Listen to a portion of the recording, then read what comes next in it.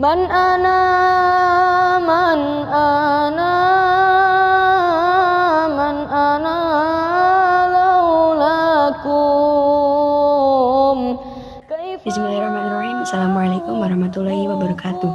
Perkenalkan, nama saya Nabila Asih Masaburiah dengan NIM 200204110003 dari Prodi Ilmu Al-Quran dan Tafsir Fakultas Syariah Universitas Islam Negeri Maulana Malik Ibrahim Malang.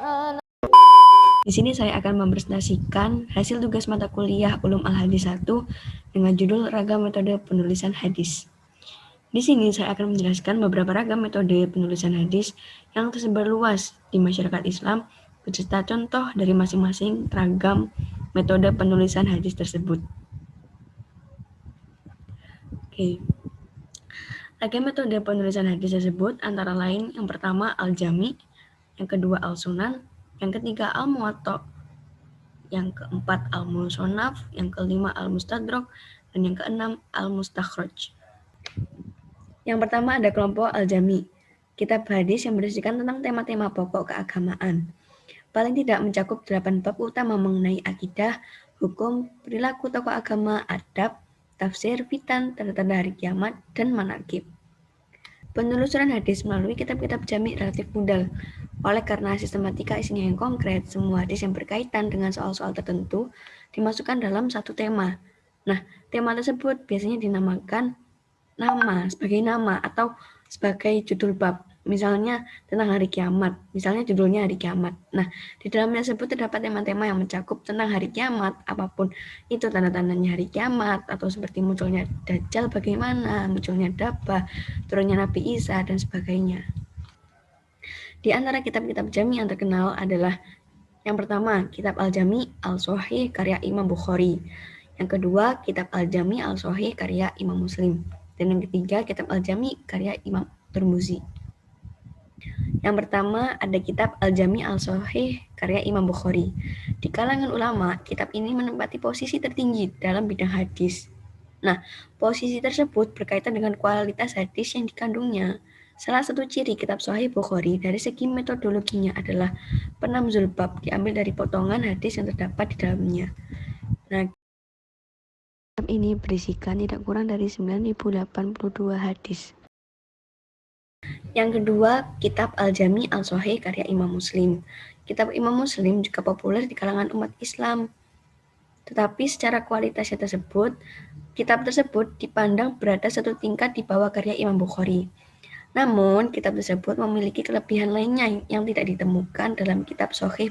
Keistimewaan kitab tersebut dilihat dari segi metodologi penyajian isinya yang sistematis dan konkret. Kitab Al-Jami Al-Sahih karya Imam Muslim tersebut memuat 4.000 hadis sahih. Yang ketiga, kitab Al-Jami karya Imam Tirmizi. Nah, untuk yang kitab Imam Tirmizi tersebut, karya Imam Tirmizi, kitab ini kadang-kadang digolongkan ke dalam kelompok sunan karena lebih menonjolkan ke dalam sisi-sisi hukum. Padahal kelompok Al-Jami tersebut kan mencakup keagamaan, bukan hukumnya. Nah, kitab ini juga ditemukan hadis hasan yang disebut terminologi yang diceritakan oleh At-Tirmizi sendiri. Juga ada hadis dhaif, hadis gharib, dan mu'allal. Jadi bukan sepenuhnya hadis sahih seperti kitab karyanya Imam Bukhari dan kitab Sahih karyanya Imam Muslim. Yang kedua ada kelompok Al-Sunan, kitab-kitab yang menghimpun hadis-hadis hukum yang marfu dan disusun berdasarkan bab-bab fikih. Kitab-kitab Al-Sunan termasuk kelompok yang sangat mudah ditelaah karena bentuknya sangat sistematis. Kitab-kitab Sunan juga mendapat perhatian yang cukup besar dari umat Islam sepanjang masa dan sering dijadikan sebagai referensi terutama yang berkaitan dengan hukum. Di samping itu, kitab-kitab tersebut juga dikaji secara luas oleh para ahli pada periode selanjutnya, baik dengan cara mengomentari, meringkas, maupun menelusuri sanad-sanadnya melalui sumber yang lain.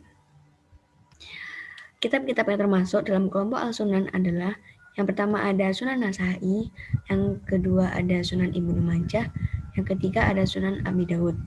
Nah, ketiga kitab ini berisikan hadis-hadis yang sahih, tetapi juga memuat hadis hasan dan dhaif meskipun dalam porsi yang cukup kecil. Yang ketiga ada kelompok Al-Muwatta. Muwatta secara bahasa artinya dipermudah. Nah, karakteristik kitab model Muwatta ini adalah penataan babnya sesuai dengan bab fikih.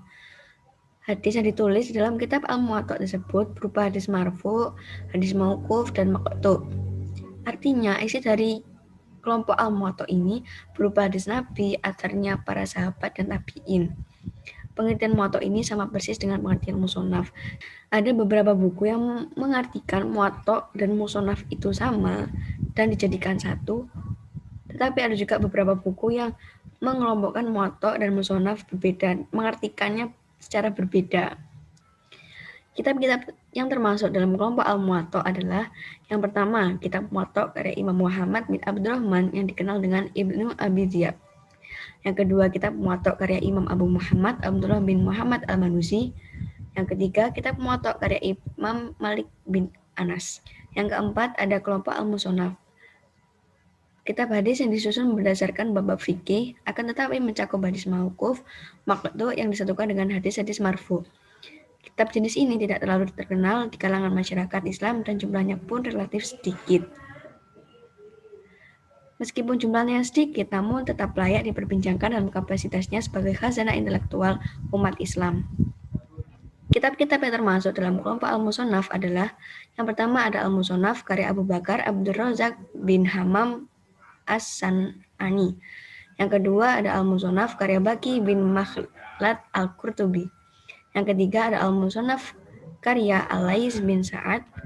Yang keempat ada Al-Musonaf karya Syu'bah bin Hajjaj. Yang kelima ada Al-Musonaf karya Abu Bakar Abdullah bin Muhammad bin Abi Syaibah Al-Kufi. Yang keenam ada Al-Musonaf karya Sufyan bin Uyainah. Kelima ada kelompok Al-Mustadrak.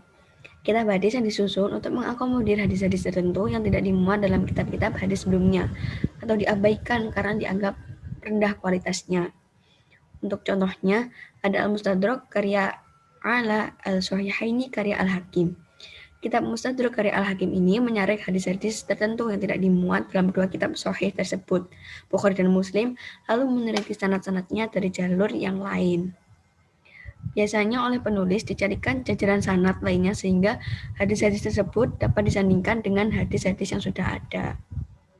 Yang keenam atau yang terakhir, Al-Mustakhraj, kitab-kitab yang mengambil hadis dari salah satu kitab yang telah ada, lalu dikaji sanadnya secara tersendiri selain sanad-sanad yang terdapat dalam kitab terdahulu.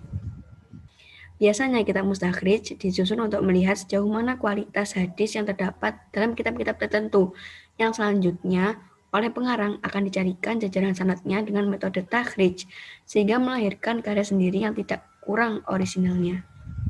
Kitab-kitab yang termasuk dalam kelompok Al-Mustakhraj adalah yang pertama kelompok Al-Mustakhraj ala Al-Sahihain. Yang pertama ada karya Abu Nu'aim Al-Asbahani, yang kedua ada karya Ibnu Al-Ahram, yang ketiga ada karya Abu Bakar Al-Barqani. Kelompok kedua ada Al-Mustakhraj ala Al-Jami' li Al-Bukhari. Yang pertama ada karya Al-Ismaili, yang kedua ada karya Al-Qadrifi, yang ketiga ada karya Ibnu Abidul. Yang ketiga ada kelompok Al-Mustakhraj ala Al-Sahih li Muslim. Yang pertama karya Abu Awanah Al-Asfarayaini, yang kedua ada karya Al-Hayiri, yang ketiga ada karya Abu Hamid Al-Harawi. Sekian dari saya. Apabila ada tutur kata ataupun ucapan yang salah, saya mohon maaf. Syukran. Wassalamualaikum warahmatullahi wabarakatuh.